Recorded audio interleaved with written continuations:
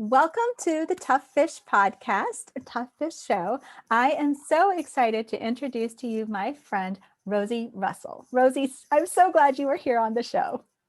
I'm so glad to be here, Jen. This is going to be so much fun because you are a children's author and illustrator. And I know you have another book in a whole nother genre. But before we get to all of that, I would love to hear, how did you get started into writing? Oh, well, when our grandson was born, let's see, 9 years ago, I started watching and babysitting him a lot. And so which took me a little bit out of the work that I was doing as a substitute teacher. And I loved that part. I did that for 15 years. But then I started staying home, watching him a little bit more. And we just got into reading. And I just loved talking about the books with him and showing them the pictures. And I loved that when I was working in the school district, too. I love diving into stories and getting into the author's head and the illustrator's head. So I just have always wanted to do this. So I made my first book, and it was based on our sons, who are grown adults now, but I kind of did it in their honor, and it just took off from there. Oh, I love that. So, to your point about being in the author's head, and to your point about the illustrator, but let's talk about the author first. How did you? What do you mean by that? Well, I loved the way that an author could just put words together to readers, and how they show a story, and yet they don't really show it. I mean, they let the reader figure a little bit out too. So I just love the whole thought that they could create this beautiful thing for the kids, for the readers. Yeah, yeah. And so tell me about being in the illustrator's head, if you will. Okay, that is just another passion I have too, because a lot of times in a picture book, or early reader picture book, you don't necessarily you show the reader through an image, and I love that that can happen in illustrations. And if you look at any children's books, they're just so much fun to see all the little things illustrators kind of sneak in there to show the reader to enjoy the story more. Oh, that's super cool. Now, you have illustrated your own books. Now, I can tell you that from my standpoint, I have great stick men and they are fantastic, but they are not book worthy. The only book that they loiter in is my planner or my journal. Yeah, it's So it's not. yeah, so talk to me about that. So I had to completely teach myself how to do this. And I researched a lot of websites. I watched a lot of illustrators, and I ended up getting a Wacom drawing pad. And that just is a miracle to me, because I learned by watching all these other digital illustrators that I could do this too. And of course, I've grown since that first book. I've grown a lot, and I'm still learning every day how to do this. Oh my gosh. So that was a passion that you wanted to tap into versus something like else that you were, oh my gosh, that's so cool. That is really, really cool. So do you have some suggestions or some tips as to how someone who is trying to figure out if they too could illustrate their own book, like what to consider? Like, how did you know that that was the path that you wanted to take versus have someone else illustrate your book? Well, because I did love the illustrations in the books when I read to, our kids and our students and my grandson. But I just wanted to make it all my own. And I would suggest that you don't necessarily, have to know how to draw. I just saw a book recently where a lady took mixed media. She did paper and fabric, and she created these scenes in this book, and they just were so beautiful. So really, you could use illustrations in so many other different ways. If you just research the market, it's out there. Oh, no, that's a really good point. So, to your point, I think now I know your books are they're picture books and they're for young readers. Are there some Mhm. specific tips or suggestions that you would have for this particular genre, regardless if it's illustration or writing? Mm-hmm.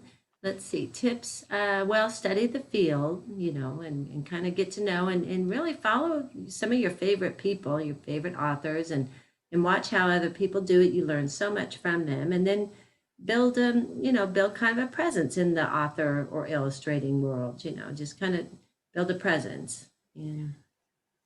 So, with the stories that you wrote, talk about them. Like, I know that you, I think they were inspired by real people or real events. So would you talk a little bit about them? Right. Every single book I've ever made is within some personal experience in my life. So, like I said, my first one was based on our sons and our grandson and things that they did growing up. And then the second is you've heard of Beasley's Journey. Well, that's based on a little puppy that we had when I was 4 years old. And unfortunately, he passed away. He was hit by a truck and right in front of me, actually. And so we were pretty broken up about that. And that idea never left my mind. And when I started seeing little beagle puppies, it reminded me of what a sweet little puppy that was. So I created maybe creating a series around him. I have two of those books out. And let's see, I have my triplets books that are Maggie, Millie, and Mary, and those just have a ton of memories of when my sister and our best friend were growing up. There were three of us but in the book I make them triplets. So, and I just include all kinds of personal things in there. And let's see, Moonshadow May is my latest picture book, and it's based on just loving the moon as a young child, and so I just created a whole story around that. I love that you had inspiration around you that helped to create the idea for the story and then just kind of run with it. Now, it sounds like you have standalone books as well as some that are series based. Mm-hmm. Do you have a preference, one or the other? No, I did have to end my Maggie, Millie, and Mary series because there's three of them, and I figured, well, there's triplets, and then there's three books, and plus, I had the girls kind of grow up a little bit, and I think as they grew, they kind of outgrew the picture book part. So it was a good time to end that, but really lots of fun, and I also include a lot of projects in my books for readers. Like that particular series, there's always an art project. Sometimes I'll include a recipe. I like to give a little bit added fun in the back. And I have two search and finds, and they just have all kinds of people I know and I love. They're in there, and I always include some activities for the readers to enjoy afterwards. That is awesome. I love that it's somewhat reading and somewhat activity kind of all blended into one, but it's intended to really create an opportunity to create a space for love. It sounds like, like it's another gift of attention and love that you're giving when you're spending that time with that child. That's cool. Right. Yeah, I really enjoy it. So do you have a specific, it sounds like you have a heart for children's books in general versus another particular genre. Mm-hmm. I do, but I have to say, with working on this middle grade book that Kat Michaels and I worked on, I learned so much about writing, and I can see that as my next passion. Although I'm one of these people that I can't do too many things at one time, I have to stay focused on one project. So, I mean, I'm always thinking, what else could I do with that particular thing that I didn't even know I could do, so. Oh, I love that. So to your point about the book with Kat Michaels, talk about that. Tell us about the book. Well, it's a really I just love this book, and it's so funny.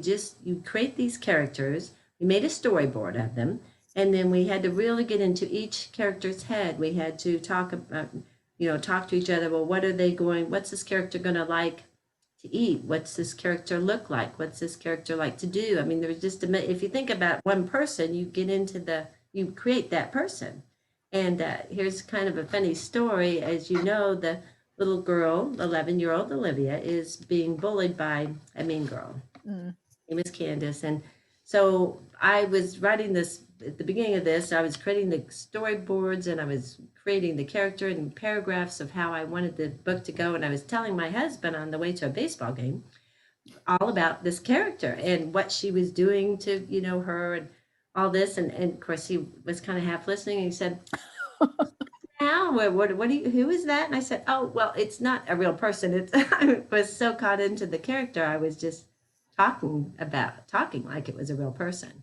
So part is super fun, just getting the characters and then having them just build all kinds of situations. So to your point about storyboarding, how did that help you?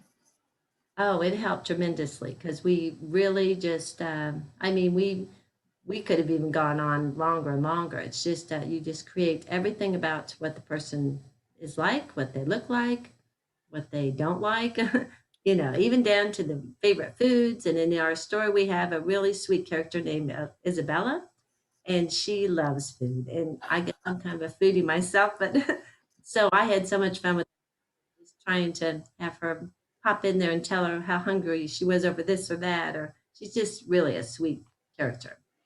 Very, very cool. So it sounds like the storyboarding helped you and Kat to be on the same sheet of music as Oh you were yeah. trying to do, as you were co-authoring this book. So what was it like to co-author? Because that was obviously it's a different way of bringing a book to life when you're working with another writer, especially for Right. fiction, I would think. Oh, right. We had to get a lot of things figured out, and as you know, you'll talk to Kat someday, but we had to get a lot of things worked out. We had to get the business down first, how it was all going to work. How were we going to work together? How were we going to make it happen, which we use Google Docs. So we were conversing through the internet. She was in North Carolina and I'm in Missouri. So, and of course, we did lots and lots of phone calls, but we started off just really making a business kind of contract and who was going to publish it and how are we going to split the royalties. And once that was all out of the way, we had a blast putting the book together. So, but it took a lot of communication, a lot of patience from both of us, because not every day we're going to feel like writing that chapter or whatever. So it seemed like we were a good balance.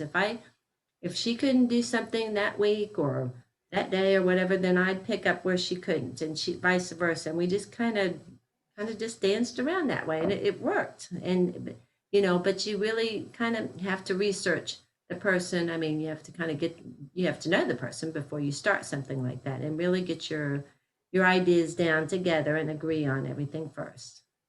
So so with this idea, did you and Kat, so obviously you had a friendship before working on this book together. Mhm. Was it something where one of you had this idea and then said, hey, I'd really like to do this with you? Or was it more of a, we should co-author a book? What do we want to do? How did Mhm. kind of take shape? Okay, well, Kat and I met in cyberspace in the Kidlit world. We visited many of the same authors, and so we just kind of got to know each other through that. And so one day, Kat put an image of a little girl walking in the snow, walking to a barn, and she said, "Let's make a story out of this image." And authors do that quite a bit. So many of us were having fun. We'd write one sentence, and then somebody else would come in and say what they thought happened next, and then I'd go back and say what I thought happened next. I mean, we'd actually create a little story, and we actually named characters and everything. Well, then everybody stopped, but I kept going, and because I was really having fun with this. And Kat says, I think you have something here, Rosie. Maybe you could go ahead and work on it. So I actually did for a couple of years. I took that, and every so often when I felt like it, I could, type in a little bit here and there or create something. I didn't put any pressure on myself. But then I did finish it, and I thought, you know what? Kat's the one that actually started all this with her image. So I'll show it to her and see if she's interested in even reading it or being a part of it.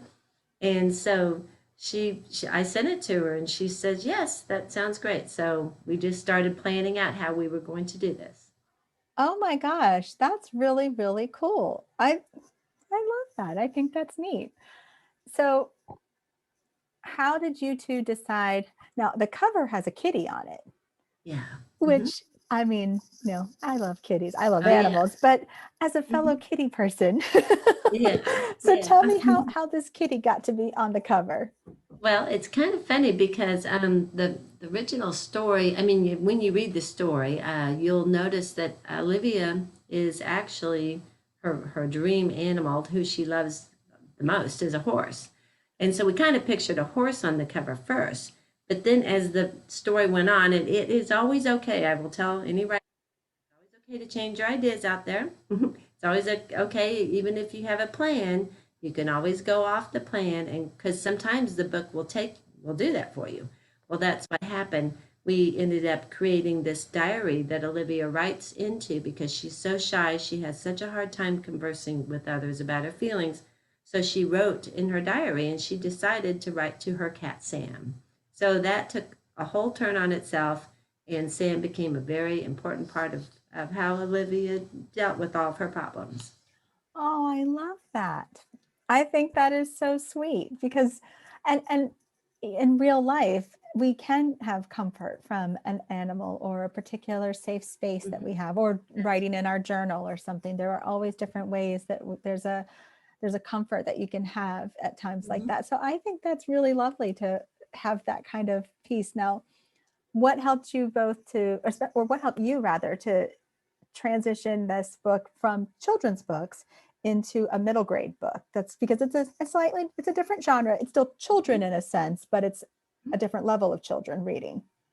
Right. I think it all kind of went back to that original story that I worked on for a couple of years, and it just took off as somewhat of a chapter book, so a bigger reader. So that's really how it became that.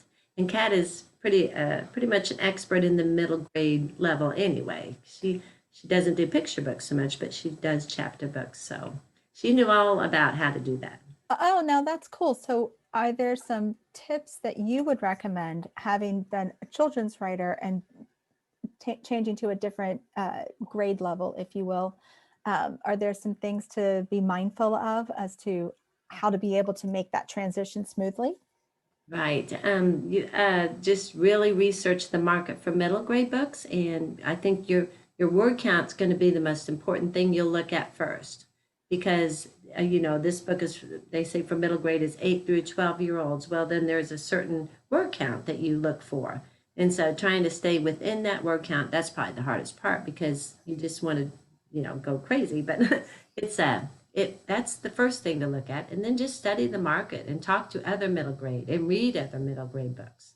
I love that point, to read the genre as well. Just it's great to read books in general, and that's something that I definitely advocate, but also do. But to also read the genre that you're thinking of, because then you get a flavor for what that's about a little bit more too. So, and it's a great point you made about the word count, that you might not always think about a word count with other books, but the Mhm. younger readers, you're trying to help them in a manageable way for them. Mhm. Right. So in our genre, this had to be 30,000 plus, words. So it seems really daunting when you think of that amount, but you'd be surprised how you can go over that easily if you get, a lot written. And so there's a lot of things to it, but it's a lot of fun. I love that. I love that so, so very much. So, do you have any suggestions as to, for authors who are sharing their work, how to, you talked a little bit about getting a presence and basically building that form of a platform. Do you have some suggestions as to how someone might go about that? How to share their work, Yeah. or Yeah.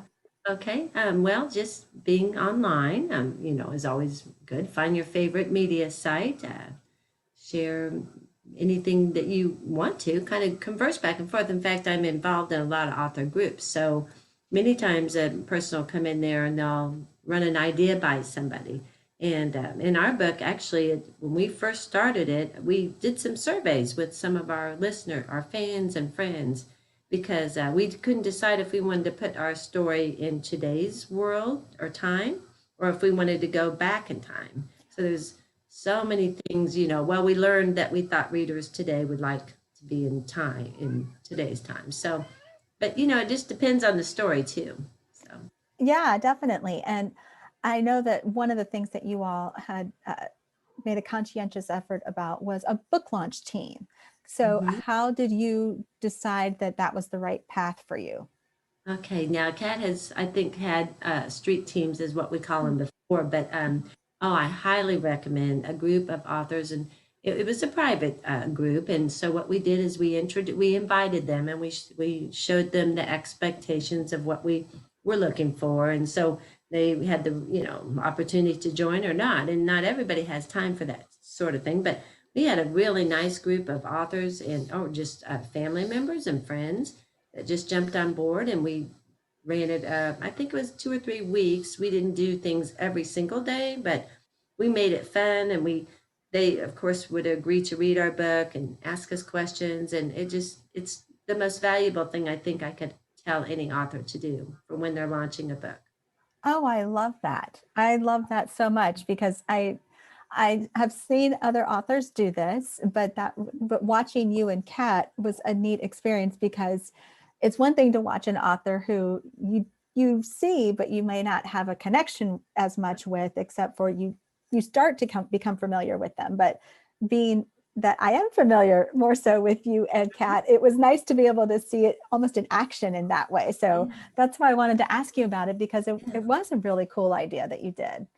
Yeah, and we really, our beta readers, oh my goodness, they were so valuable to us. They saw things that we didn't, and they gave us ideas and maybe how to turn a situation around a little bit. And we just really loved all the input that we had. And I've always known most of these street team, but I really became like they were good friends after that, so it was so wonderful.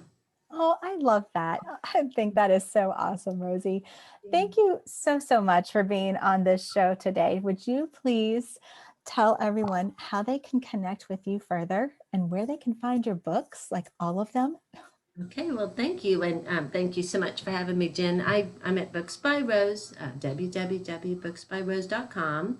My books are on Amazon, and Barnes and Noble. There's an indie, just a lot of the bookstores. The bookstores pick them up, not the physical ones, but the online ones. And let's see, just do Rosie Russell or Books by Rose, and you'll be able to find me. Oh, I love that. I love that so much. And Just Between Sam and Me is out and available too. So I am so thankful you were here, Rosie. Thank you so much for making the time to be on the show. I really appreciate it. Well, thank you for having me, Jen.